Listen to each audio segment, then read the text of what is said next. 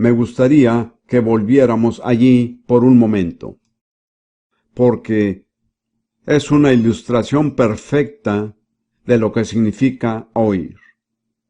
De modo que si usted se pregunta lo que significa oír la palabra de Dios, puedo darle un ejemplo basado en mi propia experiencia personal con Proverbios 4.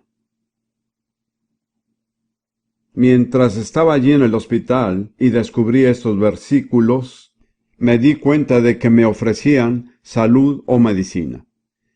Y me dije, esto es lo que voy a hacer. Estoy agradecido por lo que los médicos han hecho, pero no han podido darme sanidad.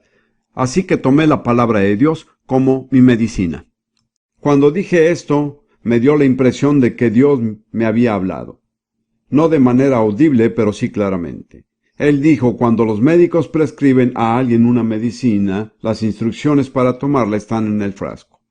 Luego me dijo, este es el frasco de mi medicina, y las instrucciones están escritas en él, así que léelas.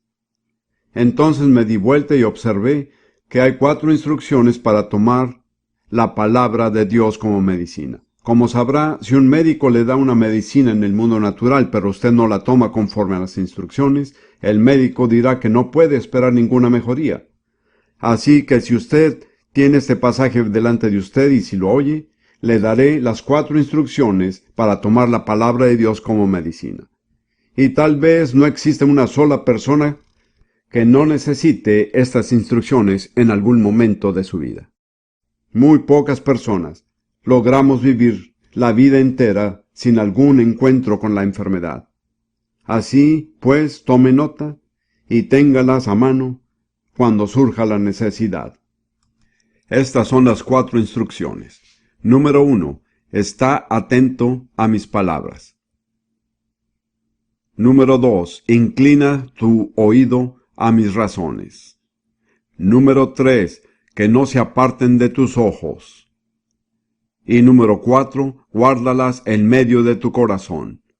Pensemos ahora un poco lo que hay implícito en esas 4 instrucciones. En primer lugar, preste atención.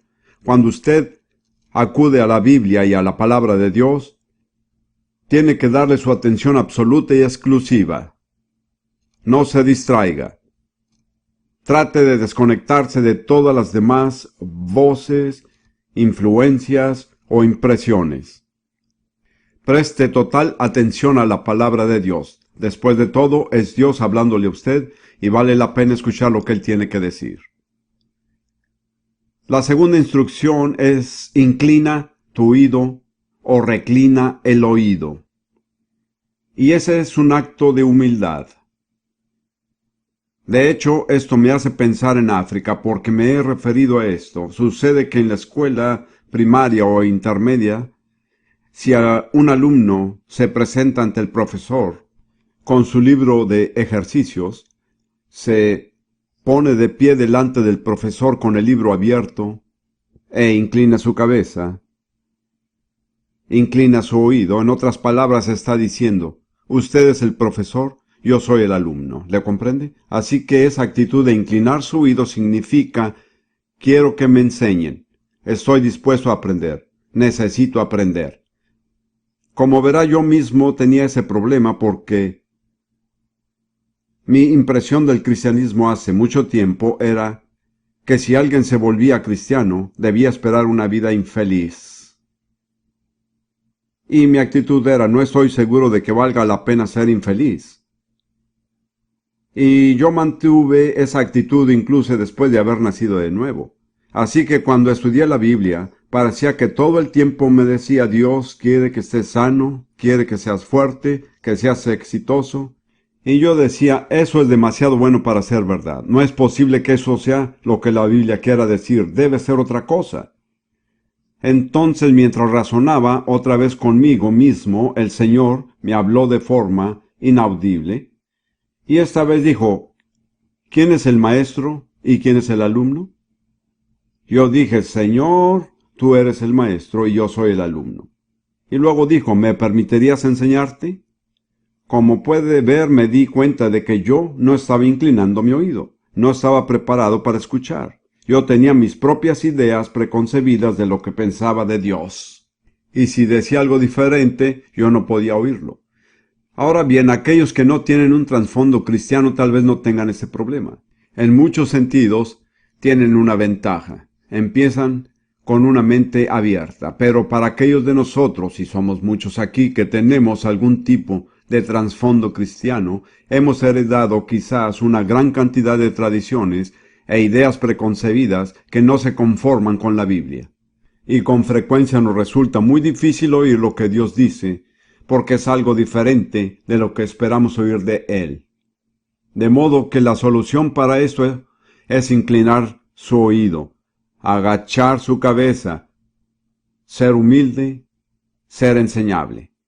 He sido maestro bajo diversas circunstancias. Sé que es imposible enseñar a personas que no quieren. Puede hacer todos los ademanes, puede ir a todas las conferencias, pero sin resultados. Tiene que haber un deseo de ser enseñado, una actitud de estar dispuesto a aprender.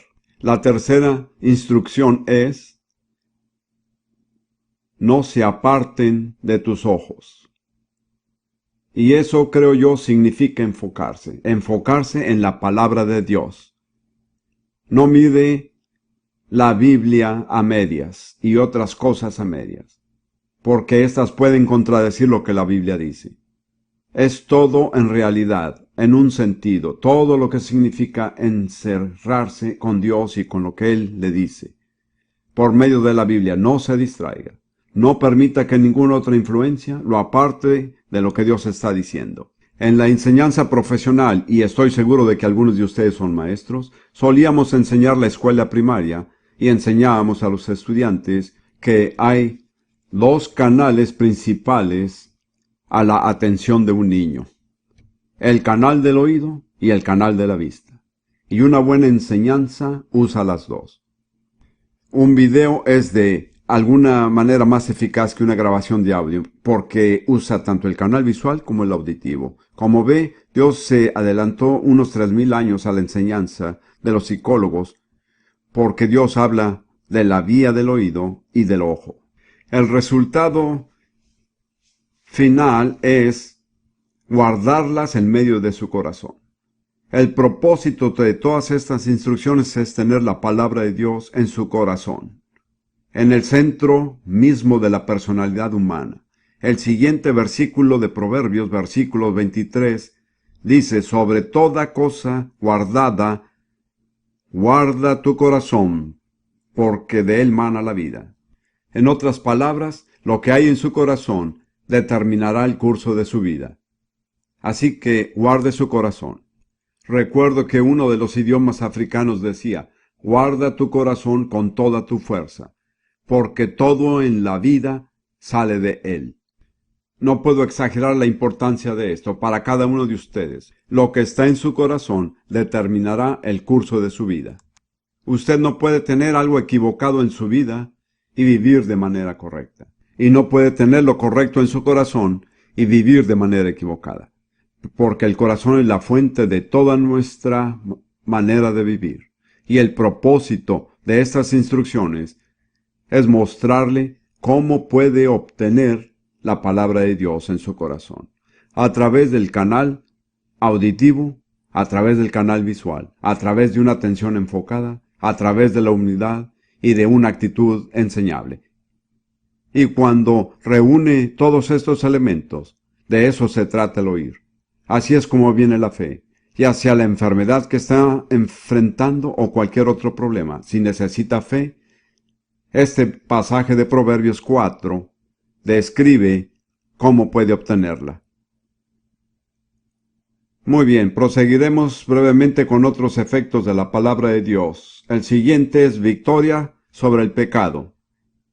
Y en el Salmo 119, versículo 11, David dice al Señor: en mi corazón he guardado tus dichos, para no pecar contra ti. Ahora, cuando David dice guardado, una traducción moderna dice atesorado o guardado como un tesoro. David dice: he guardado tu palabra como un tesoro en mi corazón.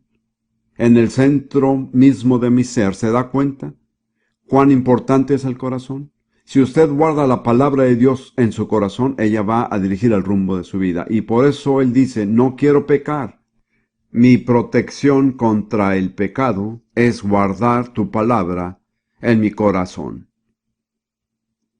Alguien dijo, el pecado lo alejará de la Biblia, o la Biblia lo alejará del pecado.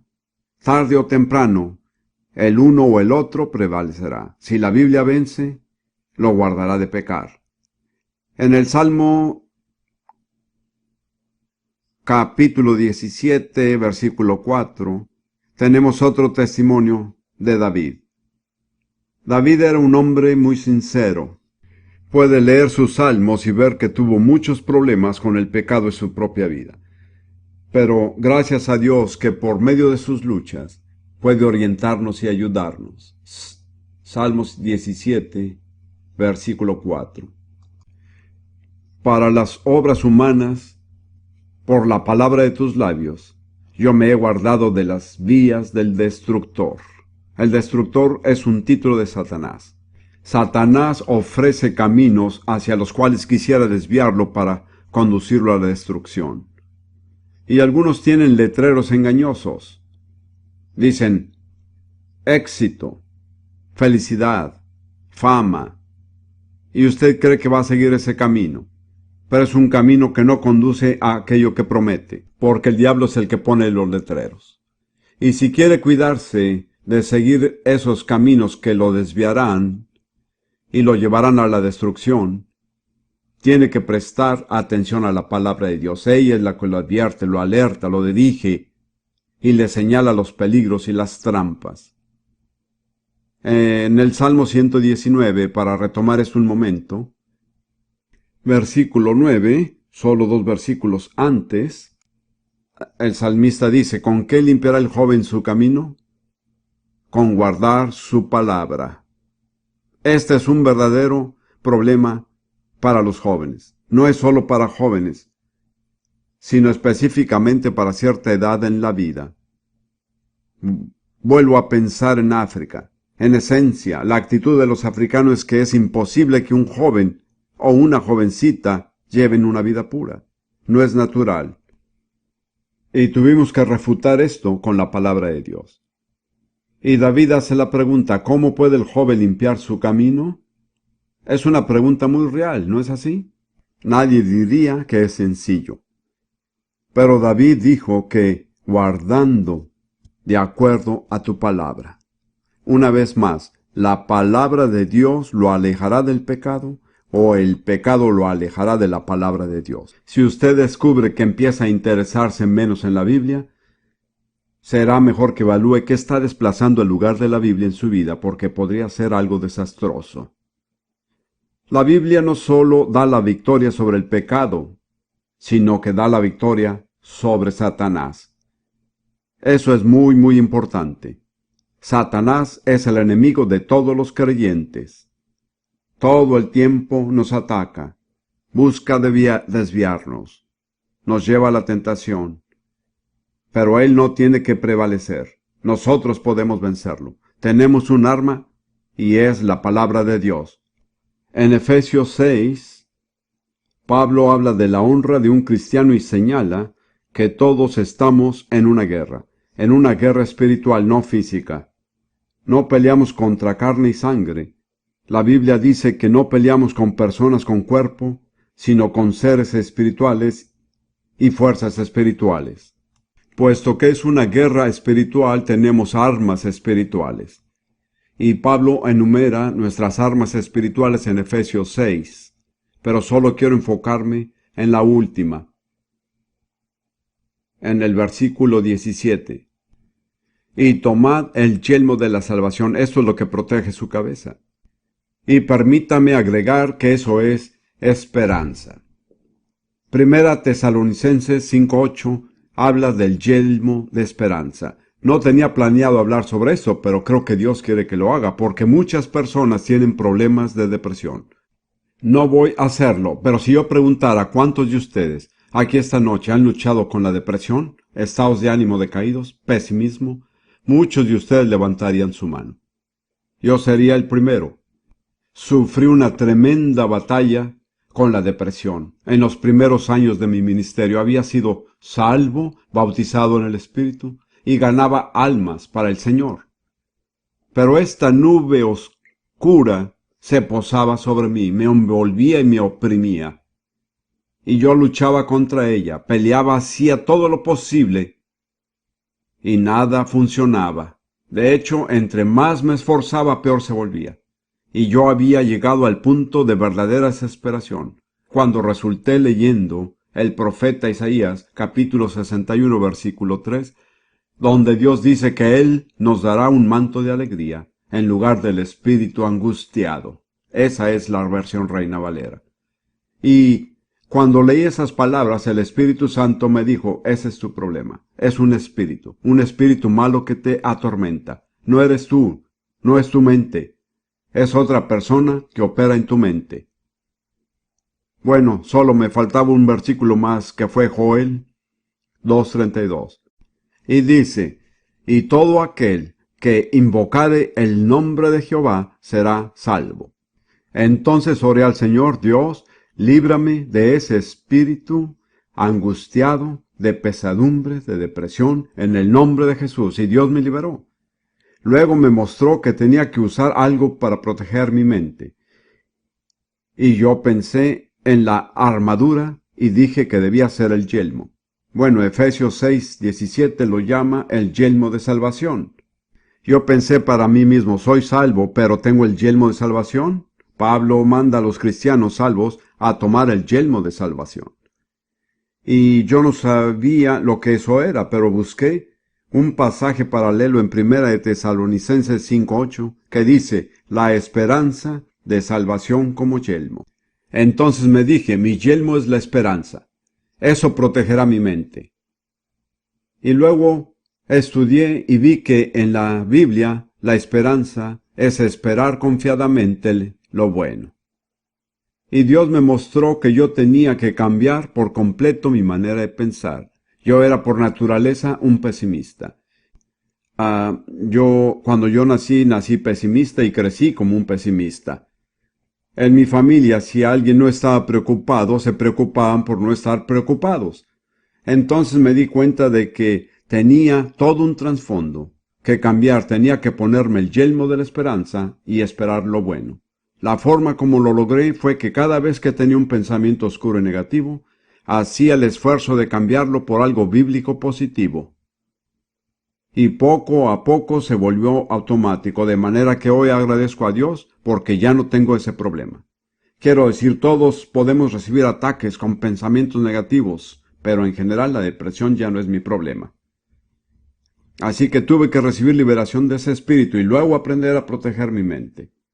No me propuse hablar de esto, pero tal vez convenga a las personas aquí presentes. Hay un yelmo. Es la esperanza. Si usted como cristiano estudia la Biblia, nunca habrá una razón por la cual no deba tener esperanza. Siempre hay una razón bíblica para tener esperanza, pero tiene que encontrar las razones y ponerlas en práctica. Quiero continuar con la siguiente declaración que me proponía tratar. Tomar la espada del Espíritu, que es la palabra de Dios. Entonces nuestra arma de ataque contra Satanás es la palabra de Dios. Algunos de ustedes tal vez han oído de esto porque hay muchas enseñanzas sobre esto, que hay dos palabras griegas diferentes para referirse a la palabra, el logos y el rema.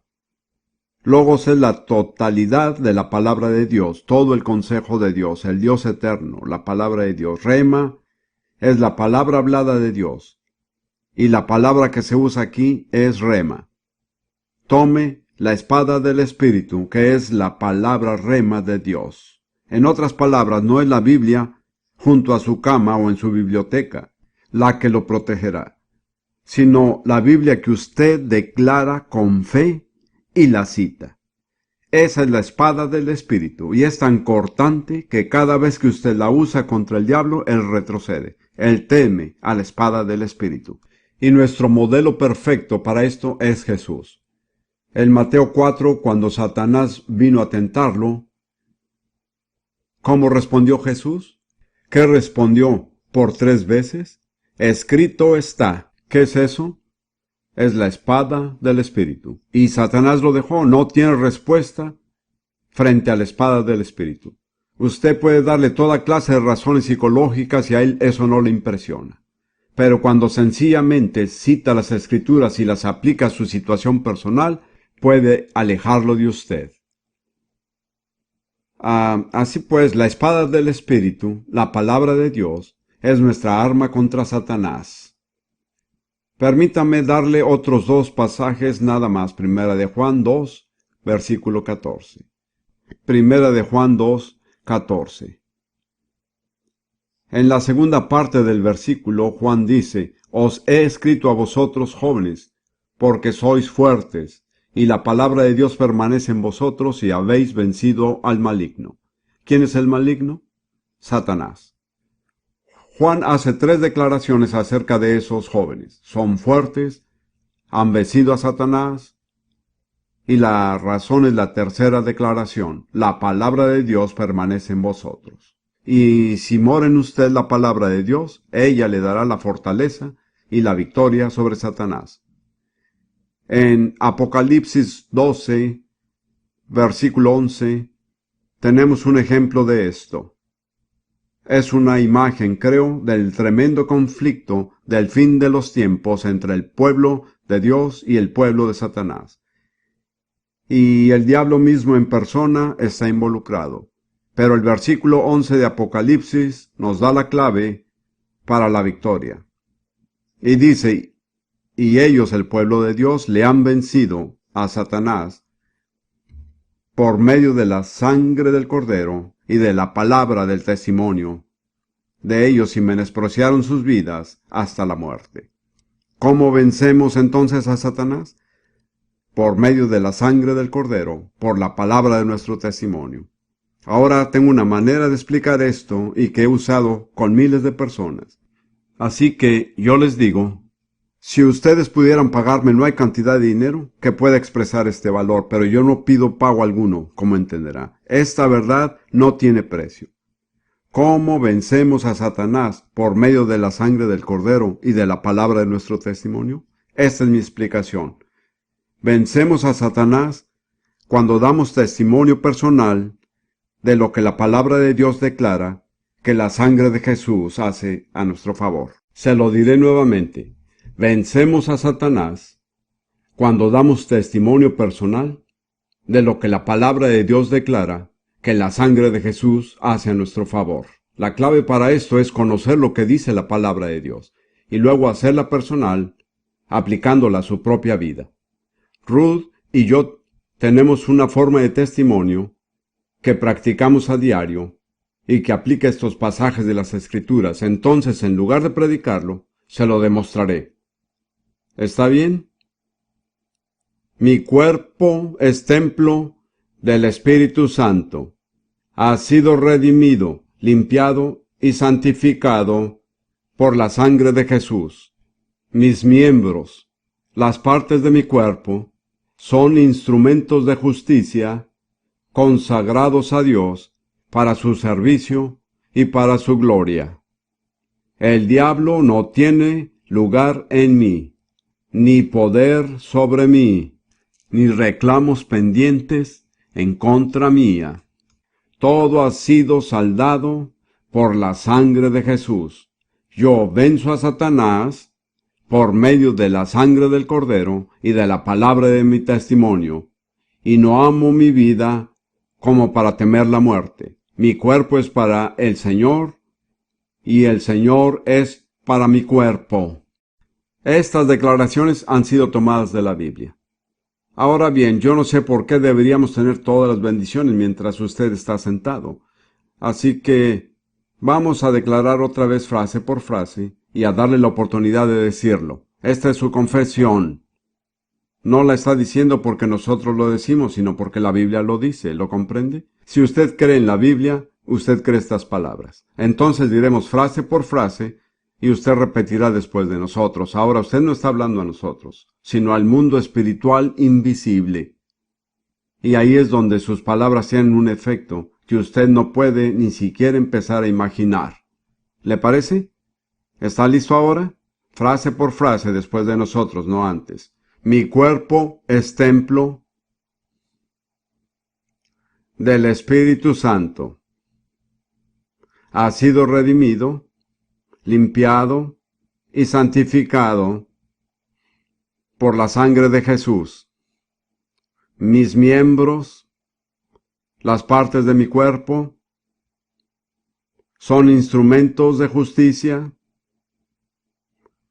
consagrados a Dios, para su servicio y para su gloria. El diablo no tiene lugar en mí, ni poder sobre mí, ni reclamos pendientes en mi contra. Todo ha sido saldado por la sangre de Jesús. Yo venzo a Satanás por medio de la sangre del Cordero y de la palabra de mi testimonio. Y no amo a mi vida como para temer a la muerte. Mi cuerpo es para el Señor y el Señor es para mi cuerpo. Amén. Si usted realmente cree eso, tiene que dar gracias a Dios. Dedique un momento nada más a darle gracias. Eso es la expresión de su fe. Ahora, quiero señalar una cosa más. Solo hay una clase de cristiano que tiene el derecho de decir eso. Dice acerca de estos cristianos que ellos menospreciaron su vida hasta la muerte. En otras palabras, estaban totalmente comprometidos. Para ellos lo más importante no era permanecer vivos, sino hacer la voluntad de Dios. Entonces tiene que evaluarse. ¿Está usted comprometido? Satanás no teme a los cristianos que no están comprometidos, se ríe de ellos. Pero los cristianos comprometidos son una amenaza para él, porque no puede derrotarlos, ¿se da cuenta? Muy bien, ese es solo un ejemplo de la palabra de Dios usada como un arma contra Satanás. Ahora pasemos a otro aspecto de la palabra de Dios, que es limpiar, lavar o santificar. Se pueden usar varias palabras. Usted sabe que la palabra santificar significa ser santo. Así que la palabra de Dios lo lava, lo limpia, lo santifica, no por fuera sino interiormente. Usted sabe cuán terrible es estar realmente sucio, acalorado y pegajoso, sin tener la posibilidad de lavarse. Y ahí está, y le toca soportarlo. Como un soldado en tiempos de guerra nos encontramos frecuentemente en esa condición. Pero piense cuánto más serio sería estar sucio por dentro y no tener manera de lavarse. Qué privilegio inestimable es saber cómo podemos limpiarnos. Piensa en los billones de personas hoy sobre la tierra que no saben cómo ser limpios. ¿Qué privilegio tenemos? Leamos Efesios 5, 25 y 27. Pablo compara la relación entre un esposo y su esposa a la relación que hay entre Cristo y su iglesia, que se llama la novia de Cristo. He aquí lo que dice: Maridos, amad a vuestras mujeres. Permítame hacer aquí una pausa para decir a los esposos que esta no es una recomendación, es un mandato. Hay un libro, no sé si ya lo ha leído o no, tiene un título largo: Hágase un favor a usted mismo, ame a su esposa. Y realmente es una tontería no amar a su esposa, se lo aseguro. Muy bien, maridos, amad a vuestras mujeres así como Cristo amó a la iglesia y se entregó a sí mismo por ella, para santificarla, habiéndola purificado en el lavamiento del agua por la palabra de Dios. Y esa es rema, la palabra hablada, no logos, a fin de presentársela a sí mismo una iglesia gloriosa, que no tuviese mancha, ni arruga, ni cosa semejante, sino que fuese santa y sin mancha. Esa es la iglesia que Jesús se dispone a tomar como su esposa. Pero para que la iglesia llegue a esto, debe ser limpia y santificada con el lavamiento de agua por la enseñanza, la predicación y la enseñanza de la palabra de Dios. He predicado en muchas congregaciones en todo el mundo y realmente he descubierto que hoy día los carismáticos y pentecostales tienen cierto conocimiento de la alabanza y adoración. Hemos tenido coros maravillosos que nos han acompañado para cantar. Podemos aplaudir, gritar, emocionarnos, eso es bueno. Pero he descubierto que hay una diferencia en una congregación que recibe con regularidad la enseñanza de la palabra de Dios. Hay una pureza y una santidad en su adoración que no se encuentra en una congregación que simplemente viene y expresa sus sentimientos, pero que no ha experimentado la limpieza de la palabra de Dios. La única manera de tener una adoración pura y verdadera es que las personas reciban la limpieza y la santificación por medio de la palabra de Dios, y eso es realmente la responsabilidad del ministerio en la iglesia.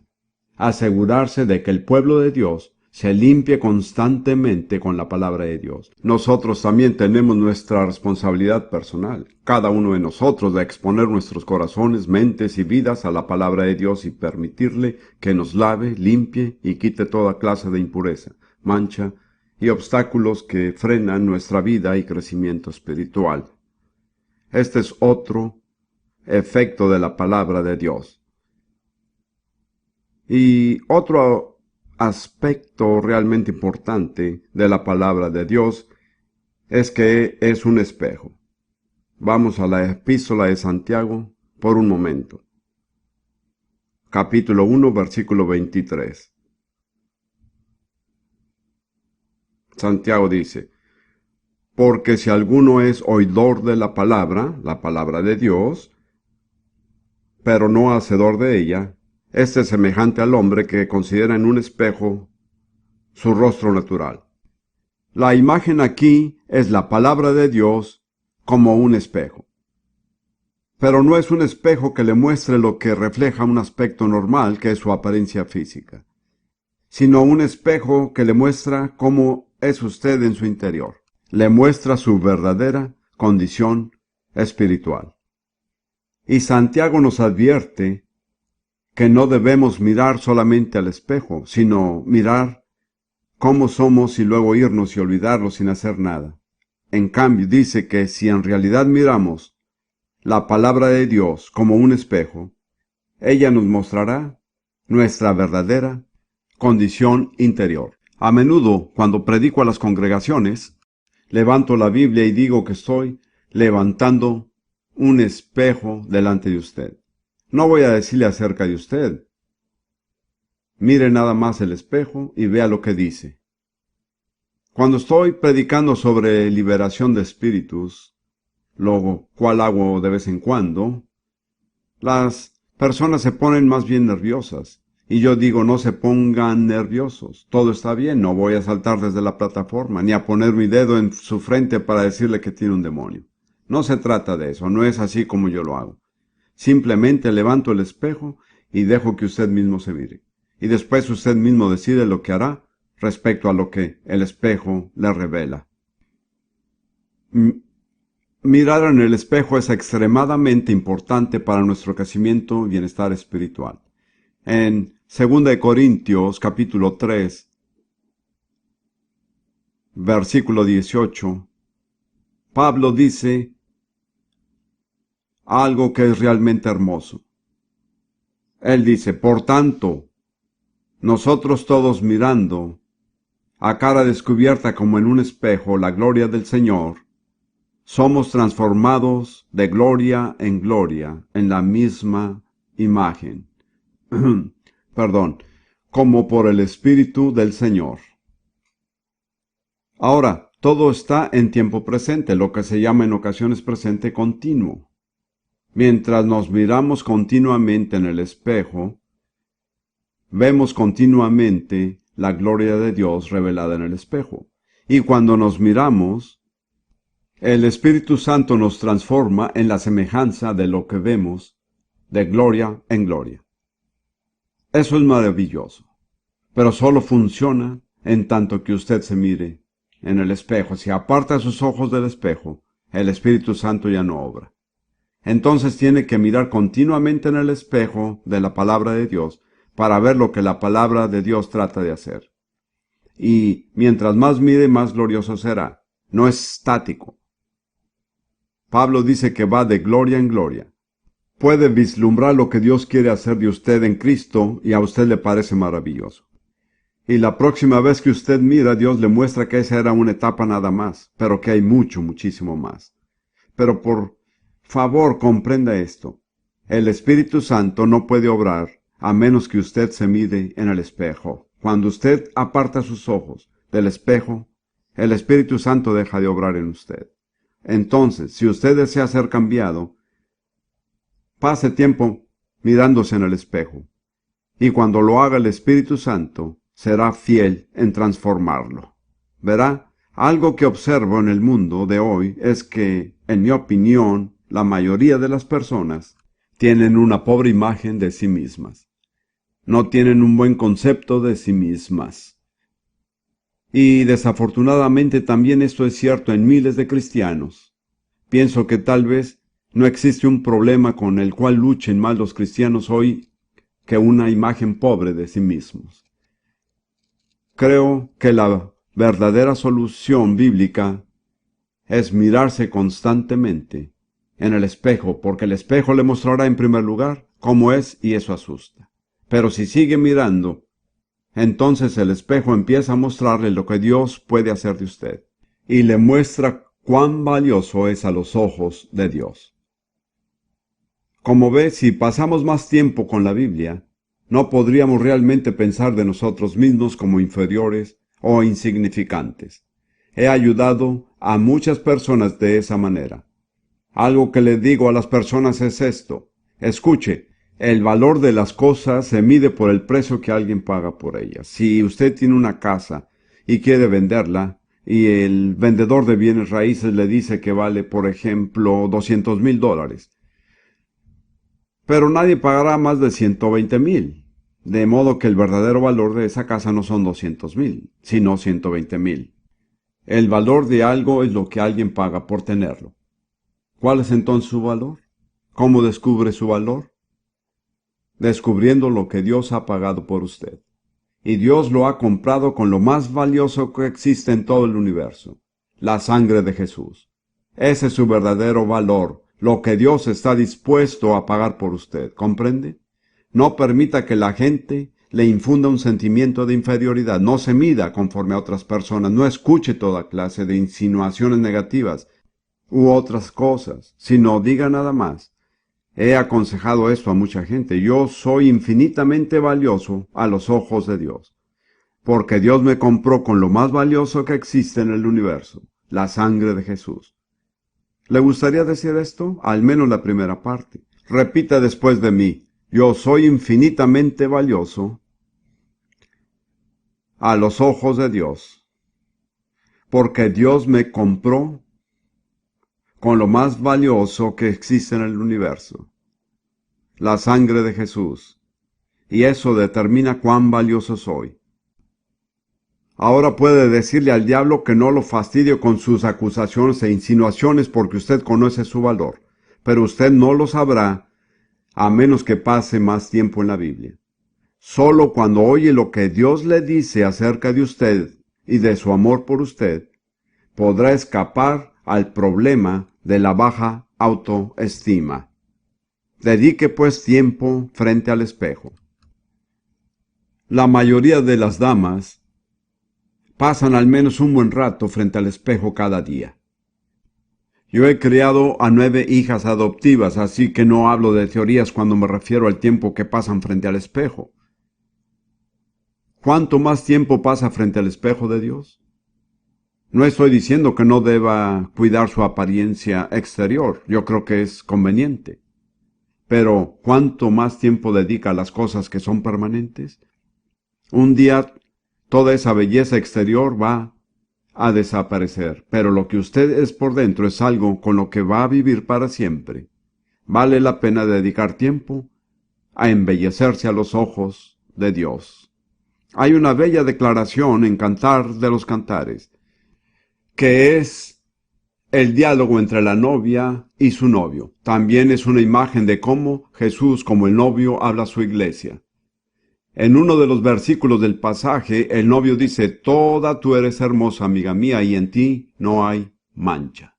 Es así como Jesús nos habla, en virtud de lo que la sangre de Jesús ha hecho por nosotros y lo que la palabra de Dios hace. Quizá nos sintamos inferiores, tal vez nos sintamos que valemos mucho, pero si podemos pasar tiempo frente al espejo, descubriremos que Él nos dice: «Toda tú eres hermosa, en ti no hay ni una mancha». Vale la pena pasar tiempo frente al espejo. Ahora me gustaría resumir esta enseñanza acerca del efecto de la palabra de Dios a través de un pasaje de Juan 14, versículo 23.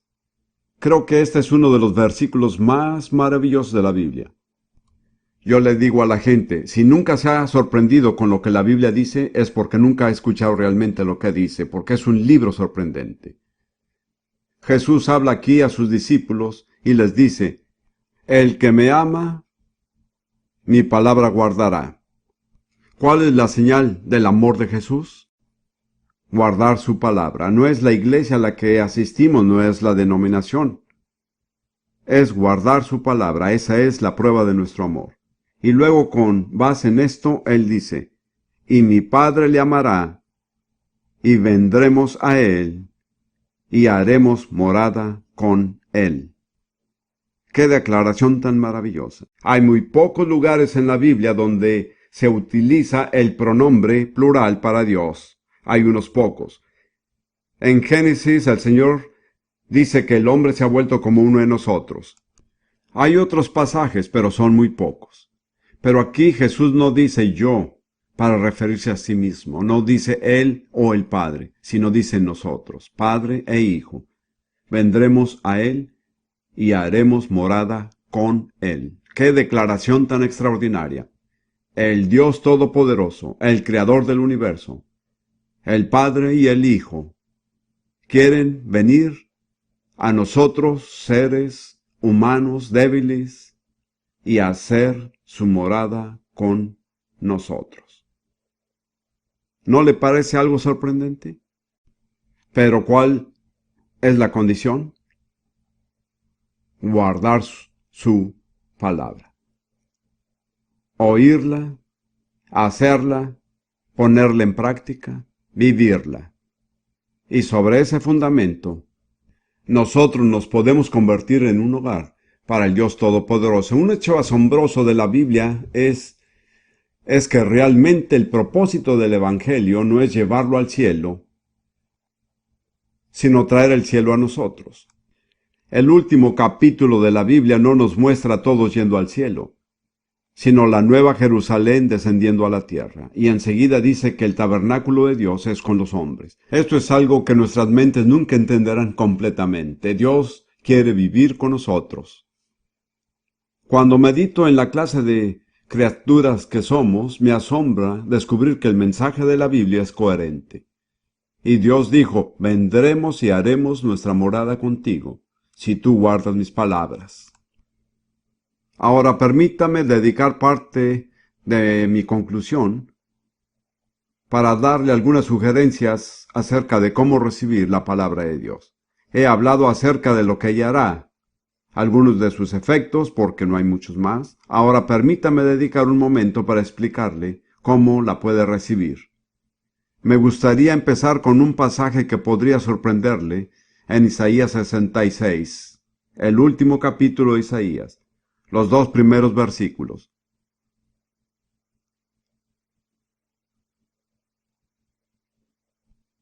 Isaías 66, 1 y 2. Esto tiene que ver precisamente con lo que estaba diciendo acerca de que Dios quiere hacer su morada con nosotros.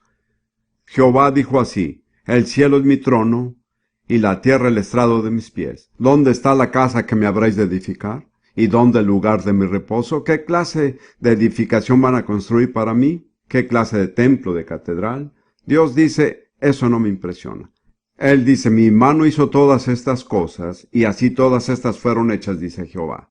Ahora viene el mensaje: pero mirará a aquel que es pobre y humilde de espíritu, y que tiembla a mi palabra. Ahí hay 3 requisitos. Sentirse pobre. Usted recuerda que Jesús dijo: bienaventurados los pobres en espíritu, porque de ellos es el reino de los cielos. Eso no significa que seamos cobardes o tímidos, significa que vemos cuán pobres somos por nosotros mismos, cuán necesitados estamos de Dios. Y luego dice: humilde de espíritu. Eso significa que lamentamos todas las cosas que hemos dicho y hecho que han contristado a Dios y lo han alejado de nuestra vida, que han hecho imposible para Él realmente hacer su morada con nosotros. Y luego dice, y esto es sorprendente: el que tiembla a mi palabra. Así que uno de los requisitos para recibir la palabra de Dios es temblar ante ella. El temblor demuestra miedo y demuestra reverencia. Creo que lo que acabo de mencionar explica la razón. Si nos dijeran que Dios Padre y que Dios Hijo van a venir a este edificio dentro de 5 minutos, yo no sé qué haría usted, pero yo temblaría. Yo me preguntaría: ¿estoy yo listo? ¿Qué van a hacer? ¿Cómo lo esperamos? ¿Cómo podemos nosotros, pobres seres terrenales y humanos, estar frente a Dios Padre y Dios Hijo? Pero Jesús dijo: si guardan mi palabra, mi Padre y yo vendremos y haremos morada con ustedes. Entonces comprendo por qué Dios espera, en cierto sentido, que temblemos a su palabra. Porque es Dios en persona que viene a nuestra vida. He dicho muchas veces a las personas que, si quieren saber cuál es su actitud hacia Dios, examinen cuál es su actitud hacia su palabra, porque esa es su actitud hacia Dios. Usted no ama a Dios más de lo que ama su palabra. Usted no obedece a Dios más de lo que obedece a su palabra. Usted no tiene más lugar en su vida para Dios de lo que le dedica a su palabra. Entonces, si quiere saber cuánto significa Dios para usted, descubra cuánto significa para usted su palabra. Esa es la respuesta, porque la palabra es la forma como Dios viene a nuestra vida. No creo que Dios quiera atemorizarnos, pero sí creo que nos quiere reverentes. Creo que Él desea un temor reverencial.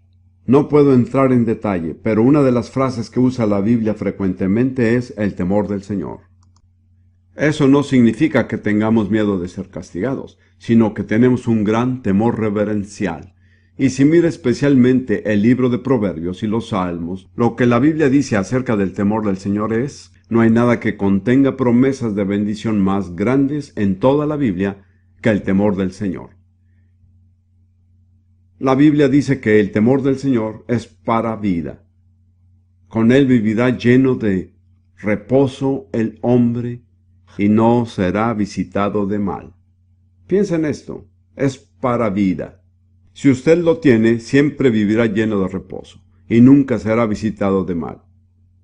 Si tiene una concordancia o alguna otra manera de encontrarlo, dedique tiempo a estudiar lo que dice la Biblia acerca del temor del Señor. De hecho, eso nos introduce a lo que voy a enseñar ahora mismo, porque el siguiente requisito que está directamente relacionado es ser humilde y temer a Dios. El Salmo 25 es uno de mis salmos favoritos y nos habla de la clase de persona a quien Dios se tomará el trabajo de enseñar. Como usted sabe, usted puede inscribirse en una universidad o seminario, pero eso no significa que Dios lo acepte como alumno. ¿Lo ve? Dios elige su alumno conforme al carácter, no a los logros académicos ni los títulos que se ostentan. Y el Salmo 25 nos dice lo que Dios busca en aquellos a quienes está dispuesto a aceptar como sus alumnos. Salmo 25, versículo 8 y 9. Bueno y recto es Jehová. Por tanto, Él enseñará a los pecadores el camino, encaminará a los humildes por el juicio, y enseñará a los mansos su carrera. ¿Cuáles son los requisitos aquí? Humildad. Humildad, así es. Algunas traducciones antiguas decían mansedumbre, que es un término que prefiero. Es de algún modo una palabra mejor. Y luego en el mismo Salmo, versículo 12. ¿Quién es el hombre que teme a Jehová? Él enseñará el camino que ha de escoger. ¿Cuál es aquí el requisito para que Dios le enseñe? El hombre que teme al Señor. Así es. Y en el versículo 14, la comunión íntima de Jehová es con los que le temen.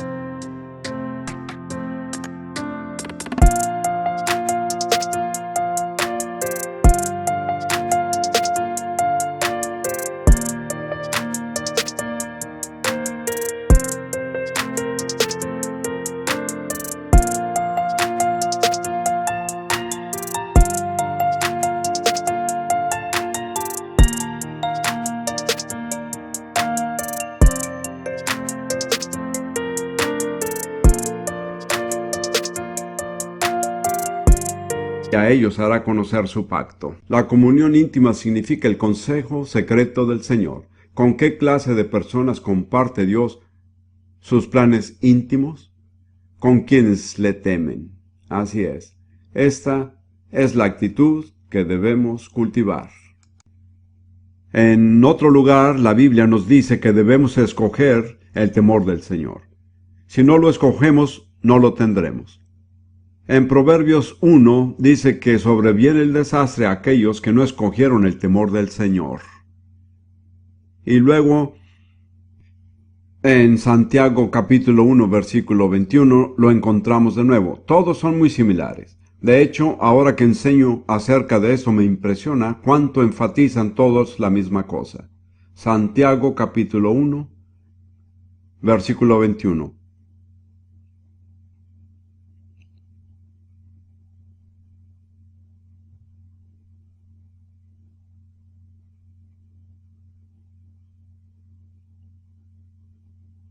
Por lo cual, desechando toda inmundicia y abundancia de malicia. Este es el primer requisito. Si desechamos todo lo que es inmundo e impuro e inaceptable para Dios. Y hay básicamente una palabra que se usa para describir esto. ¿Cuál es la palabra?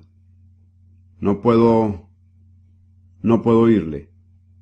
Arrepentimiento, así es. Arrepentimiento significa apartarse de todo lo que es inaceptable y desagradable para Dios y darle la espalda.